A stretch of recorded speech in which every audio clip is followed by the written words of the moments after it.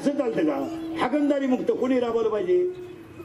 समाजाने. बेटी बचाव समाजाने, स्वच्छता अभियान समज, या गोष्टी समाजाच्या आहे ना. आता बाईला सरकारनं सांगायचं का तुम्ही फरशी पुसून घे, तुला समजत नाही का? तू काही काम करते का घरात? हा बिचारा येऊन पाणी भरतोय, कामावरून आलं तरी आहे का त्याला आराम? वाघ होता लग्नाच्या अगोदर वाघ, पण बिबट्या झाला बिबट्या.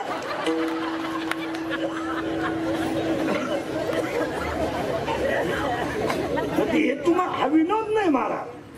घराची स्वच्छता आणि अंगणाची स्वच्छता प्रत्येक व्यक्तीनं ठेवली तर स्वच्छता अभियान यशस्वी.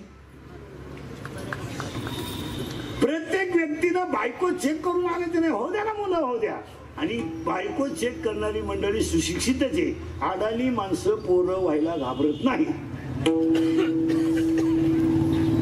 ते म्हणतात पांडुरंगाचा प्रसाद आहे. आता हे रस्त्याच्या कडेला भिकारी भिकारी राहत झोपल्या माणूस मस्त इथे नाही काही काही पोर, एक कडावर एक पोटात एक मांडीवर एक डोक्यावर भीक मागून खातात. पण पोर इथं कुटीचा बांगला उरफाट्या बावलीस. एकच पोरगी परीक्षेला गेली ती आलीच नाही, मग ती का निकालच घेऊन येते का काय करते?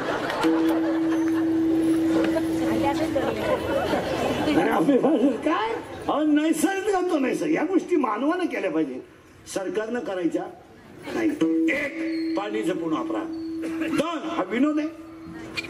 दोन, वीज जपून वापरा. एक दिवस हे संकट येणार, आज नाही उद्या नाही पण येणार.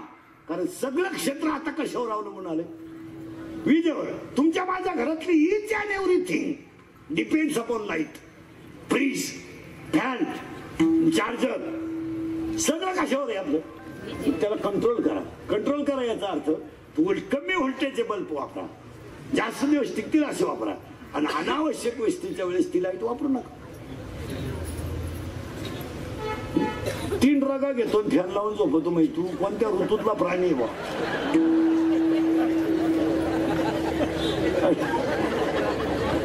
ती अंगावर 3 रगा फॅन लावून बाप्या. म्हणजे राष्ट्रगीत पाठ नाही, झेंडा जवळ उभा राहिलाय. झेंडा खाली घेऊन याला वर न्यायला पाहिजे. हा विनोद नाहीये. हे मुद्दे काळाची पाणी जपूनच वापरलं पाहिजे.